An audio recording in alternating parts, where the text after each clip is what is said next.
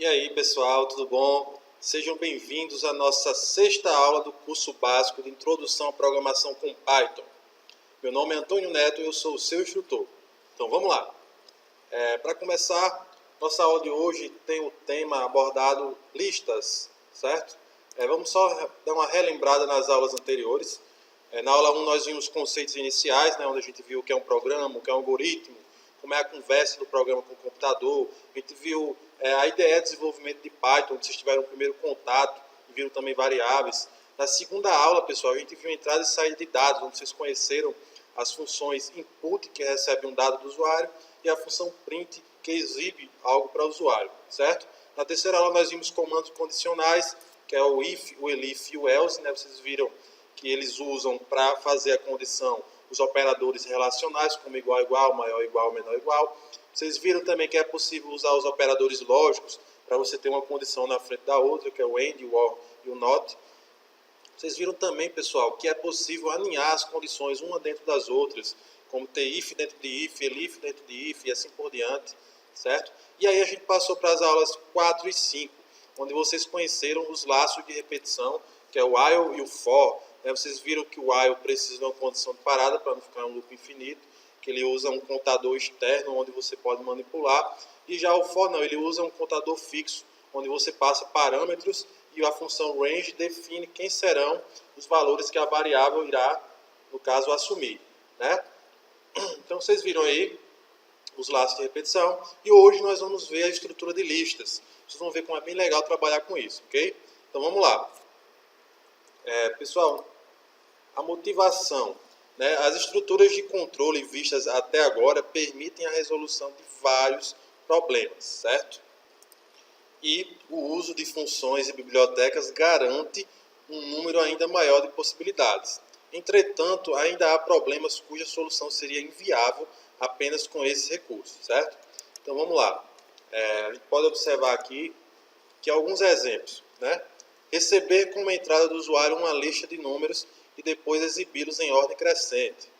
Receber como entrada do usuário as notas de vários alunos e depois informar quais deles tiveram nota acima da média da turma. Receber como entrada do usuário vários números e informar quantas vezes houve repetição nos dados. Então, tudo isso vai ser possível com essa nova estrutura, né? A grande questão é como guardar um grande volume de dados para processamento posterior. Usando variáveis? Quantas? Fica meio chato a gente usar várias variáveis para guardar vários valores, né? Então a gente pode usar a estrutura de listas. Seria possível ter instruções de entrada e saída para todas essas variáveis sem deixar o programa complexo? Possível, né? Então já com a lista tudo isso fica melhor. Então, que é justamente deve haver outra solução. Então a analogia, para você entender como funciona a lista, né? Imagine um terreno que tem uma pequena casa construída nele. Beleza. E essa casa ela tem um endereço aqui, ó, Rua das Flores e o número. Ok? Então vamos lá. Então, quantas famílias moram em uma casa? Geralmente apenas uma. Não há muito espaço. Quando é preciso enviar uma correspondência para alguém dessa família, o que não pode faltar? O endereço. Ele é único. Ok. Beleza, então vamos lá. Agora você imagina, né? A princípio, você imagina que aquela casa seria usando variável. E agora temos aqui um prédio. Agora imagine que essa casa será demolida para a construção de um prédio. Nesse prédio nós temos um endereço também, Rua das Flores, o mesmo número. Só que aí vamos ter mais o quê? Quantas famílias poderão morar nesse prédio? Várias, certo? Uma em cada apartamento. Todas terão o mesmo endereço, que é aquele endereço lá das Rua das Flores. Na hora de enviar uma correspondência para o morador, bastará informar a rua e o número do prédio. Não. Será preciso informar também o número do apartamento.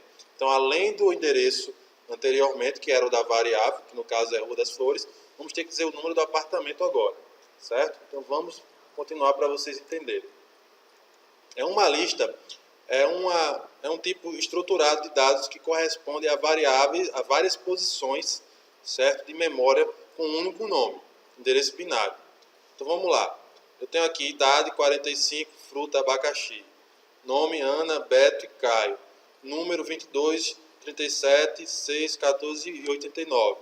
Então vocês podem observar que cada uma disso aqui é uma lista, ok?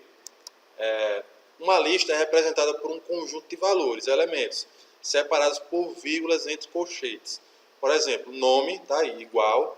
Aí você abre o colchete e coloca os nomes separados por vírgula, certo? Mesma forma se for número. Abre o colchete, coloca os números separados por vírgula. Então, para criar uma lista vazia, basta indicar os colchetes sem valores. Então, eu boto aqui dado igual, abre colchete, fecha colchete. Ok? Como é que a gente acessa, né, os valores dessas listas? Por exemplo, aqui, número. Temos aqui, cria a lista de números, com vários números, e eu quero o número que está na posição 2. Só lembrando, lista você começa pelo 0. Então, índice 0, índice 1, índice 2, índice 3, índice 4. Então, quando eu tento acessar o índice 2 da lista número, eu faço assim, 0, 1, 2. Quem está no índice 2 é o número 6. Então, eu estou exibindo o número 6 aqui. Beleza? Mesma coisa para o nome. Índice 0 vai ser Ana. Mas como as listas podem ajudar a resolver os problemas discutidos anteriormente? Vamos ver isso. Né? Usando as listas, podemos observar o quê?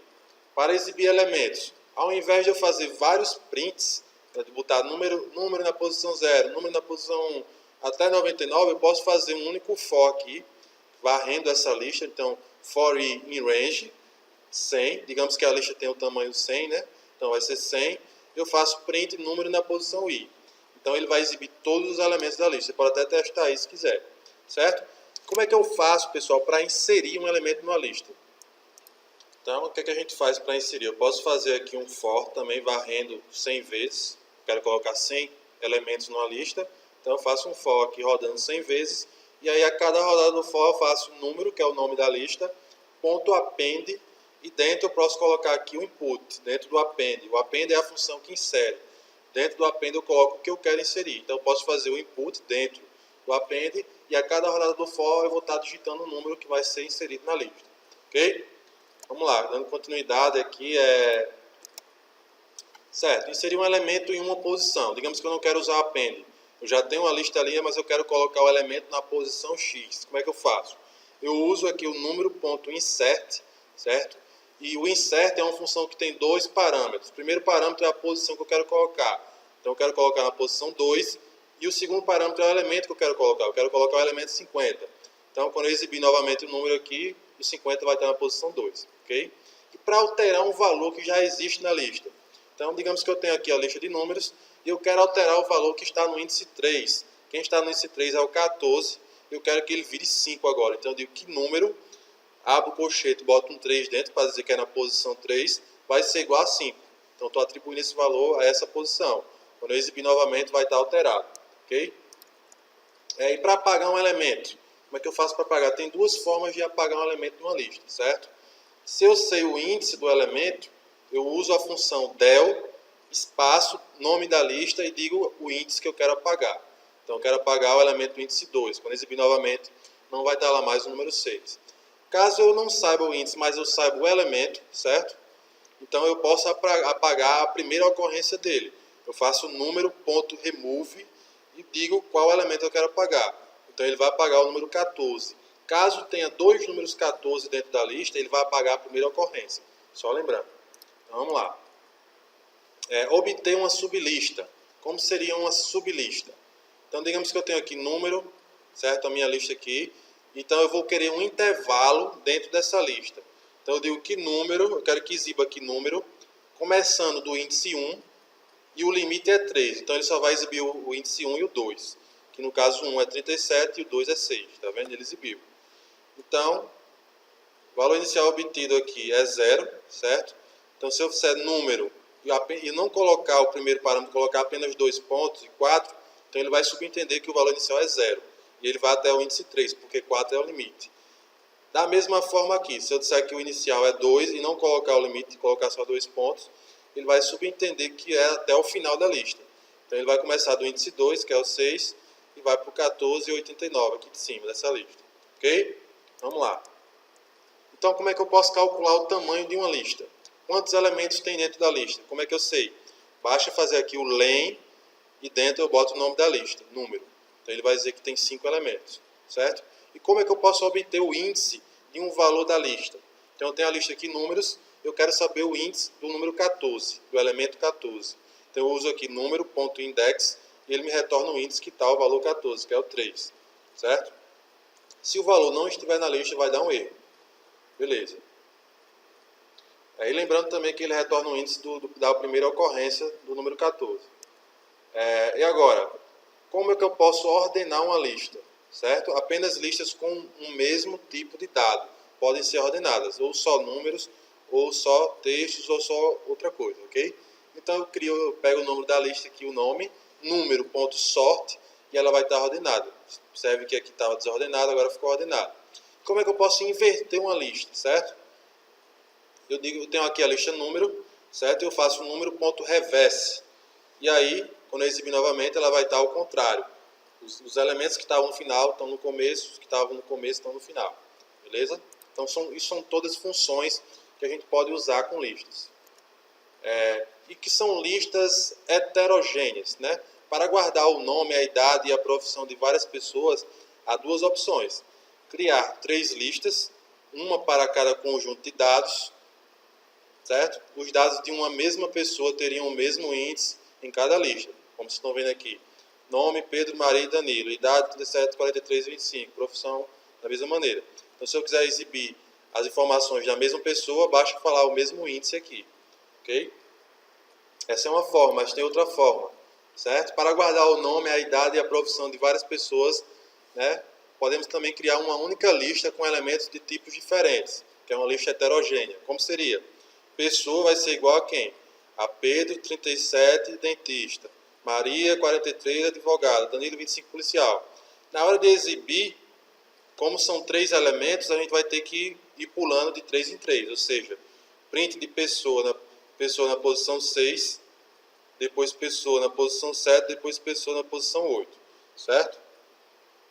Então a gente vai estar exibindo aí em sequência as informações dessa pessoa. Ok? Ou dessa forma aqui, eu posso exibir pessoa do 6 ao 9. Eu estou dando aqui um intervalo também, e ele vai exibir uma sublista com o nome de Danilo, 25, policial. Beleza? Então vamos lá. Também podemos fazer, pessoal, listas aninhadas. Ok? Como seria listas aninhadas? Temos aqui, certo? Um dos elementos de uma lista pode ser outra lista. Ou seja, lista dentro de lista, são sublistas. Eu tenho aqui a lista funcionário, que é a lista maior, e dentro eu vou ter várias outras listas. Cada outra lista dentro do funcionário vai ser informações do funcionário. Então, nome, idade e profissão. Aí, vírgula, outra lista. Maria, idade e profissão. Fechou a sublista, agora fecha a lista maior. Então, quando eu quiser agora pessoa igual a Danilo, 25 e policial. Eu posso dizer agora que funcionário.append pessoa. Então, eu estou colocando mais uma sublista. Quando eu exibir novamente, vão ter 3 sublistas dentro da lista maior. Dessa forma, as informações ficam melhores organizadas. E vários dados podem ser acessados juntos em uma única posição. Então, se eu fizer print funcionário na posição 2, ele vai exibir todas as informações de Danilo. Ok? Então, tem essa possibilidade também. Então, assim, pessoal, a aula de hoje, né, vocês viram aí estrutura de listas. Vocês viram várias maneiras de você acessar os elementos que estão nas listas, de você modificar, de você alterar, de você excluir, de você adicionar, né, de criar listas aninhadas, de como acessar esses valores de diferentes formas. Então, vocês viram tudo isso hoje. Agora já dá para trabalhar com diversas maneiras aí com listas, certo? Usando o que vocês já sabiam antes também, que é o for, e os condicionais, e as variáveis. Então, é isso aí. Pratiquem, certo? Aí temos um material que estamos disponibilizando exercícios para que vocês possam praticar listas, juntamente com as demais coisas que vocês aprenderam nas aulas anteriores.